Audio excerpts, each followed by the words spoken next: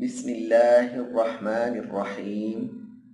صحیح مسلم حدیث نمبر 852۔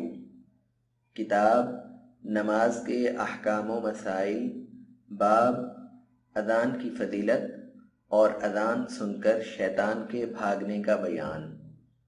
نبی کریم صلی اللہ علیہ وسلم نے فرمایا، طلحہ بن یحییٰ نے اپنے چچا کی زبانی بیان کیا کہ وہ سیدنا معاویہ رضی اللہ عنہ کے پاس بیٹھے ہوئے تھے، اتنے میں انہیں مؤذن نماز کے لیے بلانے آیا، جس پر سیدنا معاویہ رضی اللہ عنہ نے کہا، میں نے رسول اللہ صلی اللہ علیہ وسلم کو فرماتے سنا ہے، قیامت کے دن مؤذن کی گردن سب سے لمبی ہوگی۔